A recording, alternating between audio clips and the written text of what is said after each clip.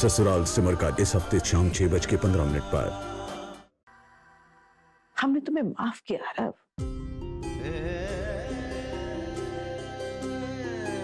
गलती हमारी है। हमने तुम्हें इतने आजाद ख्यालों का बना दिया कि तुम अपनी जड़ें ही भूल गए। 25 साल तक तुम्हें खुद अपनी नजर से दुनिया को देखना सिखाया और 15 दिनों में तुम किसी दूसरे के नजरिए से दुनिया को देखना सीख गए।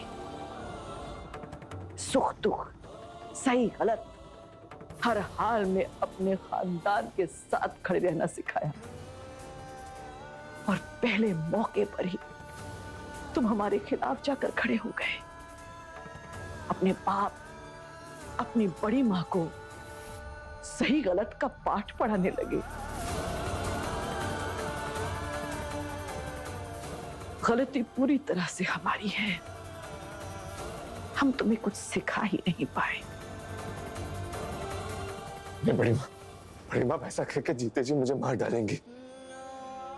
बड़ी माँ, मैं इस दुनिया में कुछ भी सह लूंगा, पर ये नहीं। आप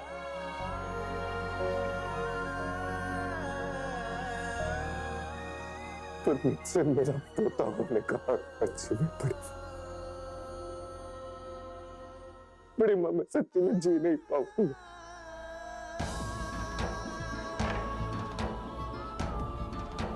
माफ कर दीजिए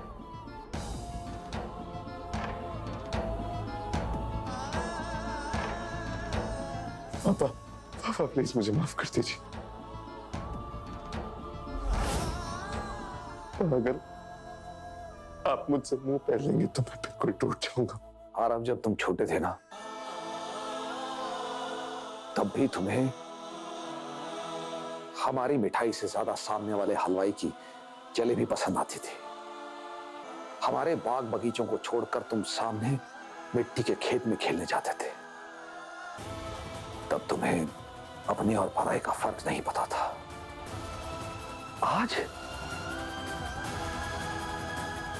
आज भी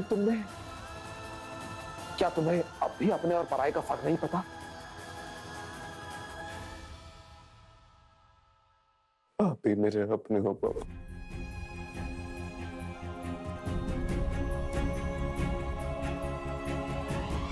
पापा, आपसे बड़ी माँ से ज्यादा मेरा अपना और कोई नहीं है पापा। सूरज ही अगर इस धरती से खुद मुंह फेर लेगा तो उसे एक बंजर बेजार जमीन बनने से कोई नहीं रोक सकता पापा। मुझे ऐसे दिल से मत निकालिए, मैं सहन नहीं कर पाऊंगा पापा, प्लीज। आपका बेटा सहन नहीं कर पाए।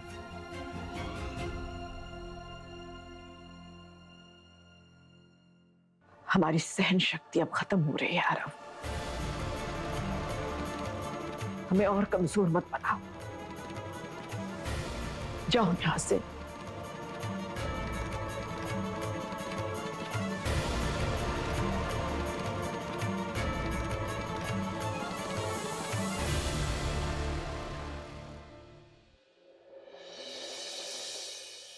जी, वो आपके लिए कुछ लाई हूं।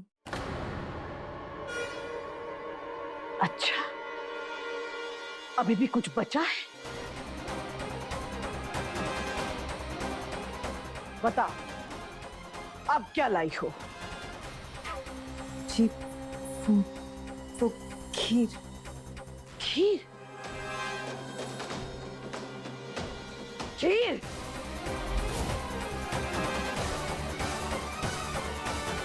किस बात की खुशियां मनाई जा रही है? किस बात का जश्न मनाया जा रहा है यहाँ? हाँ? बड़ी माँ, सिमर ने सोचा। संध्या ओसवाल, हम केस हार गए हैं। बड़ी अदालत में हमारी बदनामी हुई है। ओसवाल खानदान का नाम मिट्टी में मिल गया है। और तुम इस धोखेबाज लड़की की बातों में आकर हमारा मुंह मीठा करा रही हो तुम? क्या हुआ? दुनिया की नींदें और चैन छीनने वाली गीतांजलि देवी की खुद की नींदें उड़ी हुई हैं।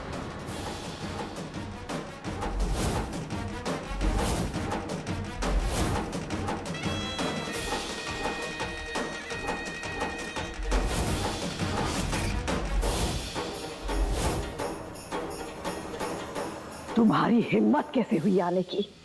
हमारे मंदिर जैसे घर में अपने नापाक कदमों को रखने का सोचा भी कैसे तुमने? मंदिर जैसा घर, और इस मंदिर की देवी आप गीतांजलि देवी, आप जो इस वक्त खुद टूटी और बिखरी पड़ी हुई हैं। हम तुम्हारा साया भी अपने परिवार, अपने बच्चों पर पड़ने नहीं देना चाहते। तुम यहां से निकल जाओ वरना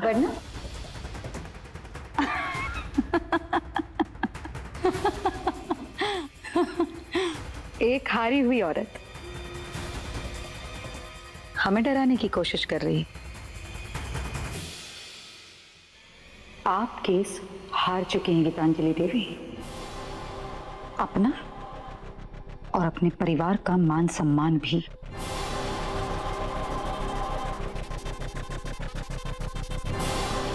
और अब वैसे भी बचाने या छुपाने लायक कुछ भी नहीं रहा। खबरदार अगर आरव, यही नाम है ना आपके सबसे प्यारे, सबसे लाडले पोते का? और अचंभे की बात तो यह है कि आपको किनारा करके बहुत दूर बहता जा रहा है। हमने कहा था ना गीतांजलि देवी, कर्म का पहिया घूमता है, घूम गया।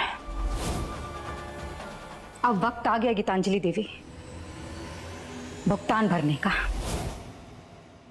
अपने पापों की सजा तो आपको भुगतनी ही पड़ेगी। बहुत शौक है ना आपको लोगों से उनके प्यार को छीनने का। अब देखिएगा कैसे आपसे आपके अपने छिन जाएंगे। एक एक सदस्य आपसे दूर हो जाएगा। और जानती हैं इन सब में सबसे पहला सदस्य वो कौन होगा? आपका चेहरा, आपका पोता आरव। मुझे तुमसे कुछ बात करनी है। बात करनी है इस वक्त बात करनी है तो इट बेटर बी अबाउट प्यार, इश्क, मोहब्बत। अब तो तुम्हारे पापा ने भी हाँ कह दी है।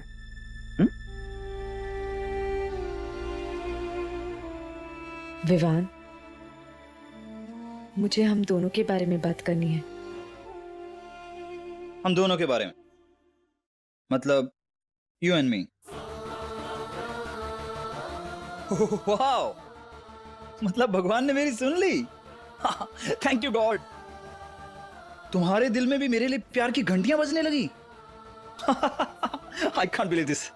तो तुम्हें मेरे लिए कुछ कुछ फील हो रहा है, right? Wow, I can't believe this. One second.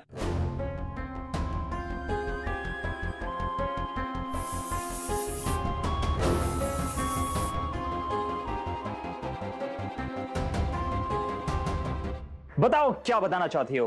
I am ready now.